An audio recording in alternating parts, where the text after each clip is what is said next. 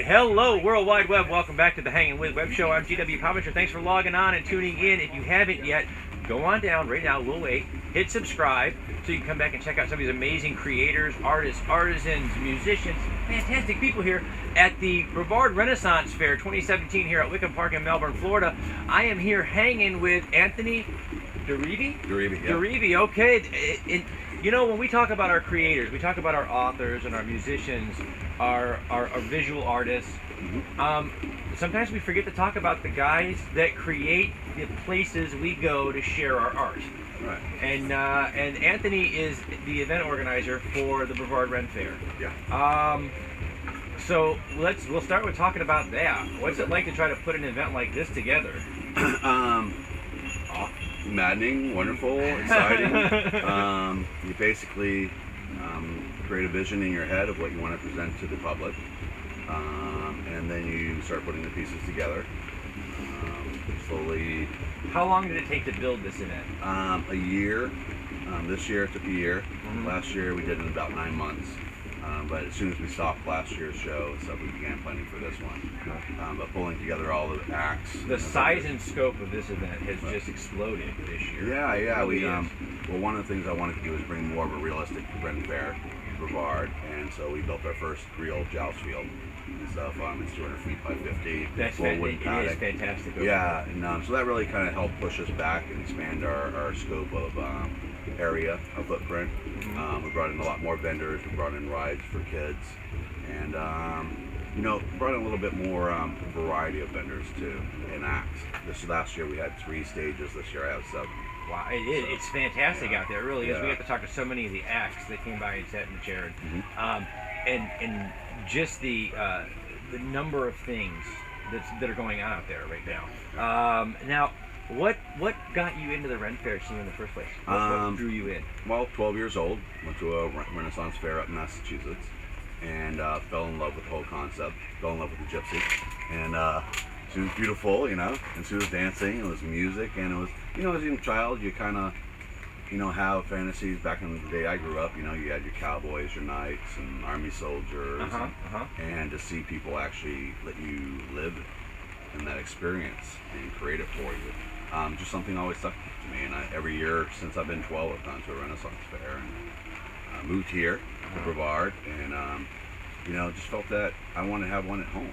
Yeah. And stuff, and instead of traveling, there are other ones in Florida, but I wanted to bring one to Brevard and bring my image of what I loved about Renaissance Fair. That is really fantastic. So, traveling around to different Ren Fairs and now creating your own here in Brevard County. What would you say is the most fun or unique or memorable moment that you've had at a Renaissance Fair?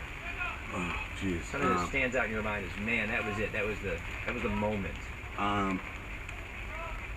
Y'all weren't listening, were you? It's that gypsy girl back there. Yeah, it's the gypsy girl. No, there's a moment in every Ren Fair in mine and stuff that we have a hill up in front of the amphitheater, and I get to go stand out and look out over the whole site and see the people interacting, the acts going on, and the music, and you hear it all up there. And every year I just see somebody, whether it's a young couple walking hand in hand, smiling, fairies playing with the little kids and creating that magic. It's not one, it's a combination of everything that makes the whole magic happen. It's that event looking over the whole thing. Yeah. Knowing that you're touching that audience in a really cool way. So, we were walking around in the vendors areas, and there is every imaginable kind of food, hot coffee, which today, for those of you who aren't in Melbourne, Florida, bless you for wherever you are. Hopefully you're in the sunshine. Yes. It is raining and 50-some degrees outside, and everybody out there is doing such a they're doing their acts, they're doing the shows. Absolutely. It's rain or shine, the show must go on. But we noticed amazing foods and vendors out there. what is your favorite Renaissance Fair fair? What's your favorite food when you come to a Renaissance Fair? Of course, turkey legs are the number one. That's the big, yeah, That's because you the get big to catch. walk around feeling like you're Yeah, King and I Henry. tell you, our one vendor, Sir Munch-a-Lot, he has the turkey leg that just melts in your mouth off the bone. It's Sir Munch-a-Lot. Sir Munch-a-Lot. And stuff, and they're about this big. Let me ask you, where do you find these guys? You're putting on this event, like you said, I think it's a year to put everything Right. together. Where do you? These are amazing acts, some amazing entertainers. Where do you find these guys? By traveling to other Renaissance fairs, seeing the ones that I think kind of fit into the demographic that I want to project. Looking online. It's a community that is pretty close knit. So once you meet one, you meet another, and it's just reaching out to them and saying that this is what we'd like to do.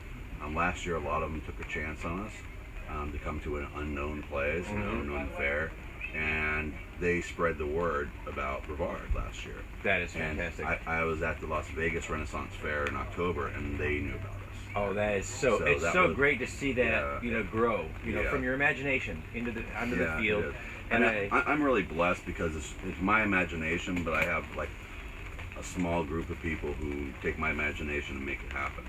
And the sponsor of the event is Annie and Kids Arts and Education Foundation. Oh, wow. And stuff. They're the ones who sponsor it. They're the ones who allow me to put my ideas out there. Fantastic. We're going to make sure we put a link for them down in our description here. Okay. All credit where it's due. It's great. Like I said, so much of the time we spend a lot of time with our entertainers and our authors and our the great folks that create out there for the audience. Right. But we don't spend a lot of time talking about the creator of an event. It's an amazing thing. Whether you're going to a Renaissance Fair or Comic-Con or a conference, there's a lot of work that goes into taking it from your imagination and giving an audience a chance to immerse themselves in a world. So we want to get inside your head a little bit. Okay. What makes the creator tick? Okay, so we're going to ask you a couple of questions that we go out to social media and find, and give you some insight. So we're going to look up here and see what they pull from the card deck. Okay. Cool. So, favorite thing you've ever bought for yourself? At a Renaissance Fair? It can be at a Renaissance Fair.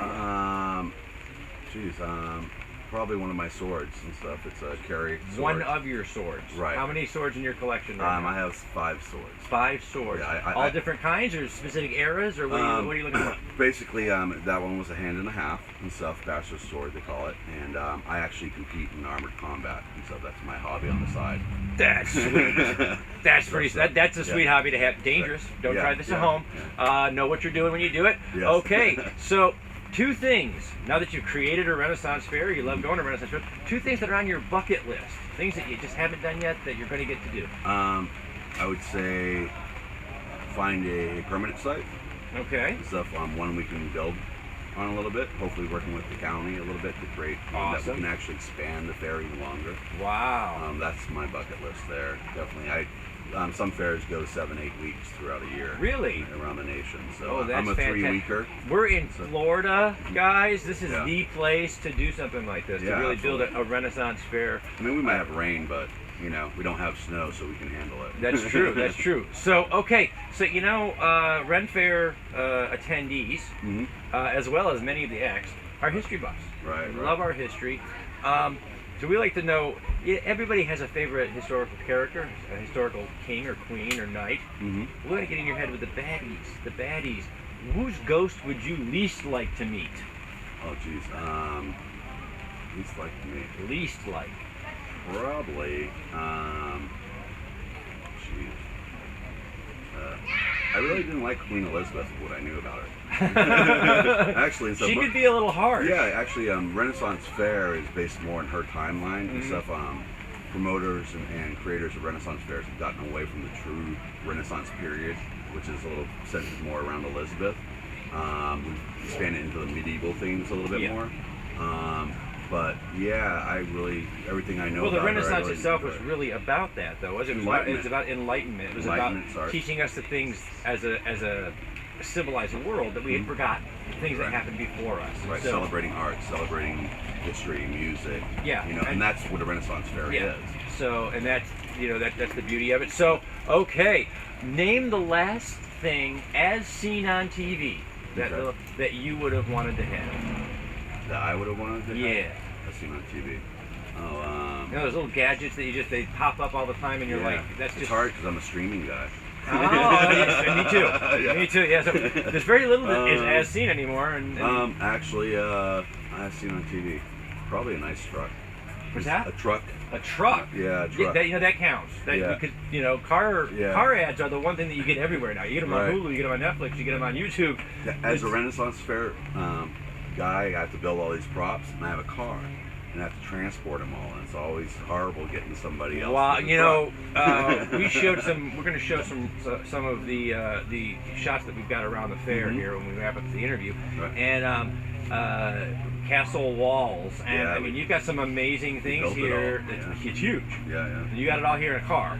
And a back of a pickup truck on a trailer, Yeah. So 5 o'clock in the morning, 5 people. So we have we're gonna put this up early in the week next week. So we have a whole week, and then next weekend we're gonna do the Renaissance Fair again. You guys are here. Yep. So what's after this though? What do you after you take a nap? Because you need one. Yeah, take about 10 days off. Yeah, what's coming up next? Next year, we already know our theme. We already have plans going on. Now, this year's theme, for those of you that don't know it, has been Arthurian legend. It's the King Arthur story. The Morte Arthur. We have there's a sword and a stone out here. If you haven't had a chance to come out and try to pull the sword from the stone.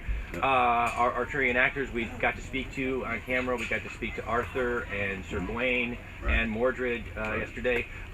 So that's this year's theme. What's next year's theme? Henry VIII. Henry VIII. Oh my, that is awesome. We're gonna bring it up to the Renaissance a little bit more. Okay, I have to do this. Just listen, World Wide Web. You can't see it, but you can listen to it. Give us a little king back there. Come on. I am the king, and therefore, and I swear I will exile you to the farthest end of my kingdom. Ha! There you go. All right. That's from the Hangin With Web Show team back behind the cameras. So we have to wrap it up. As we do that, we're going to run some video of all the things happening out there on the field. Awesome.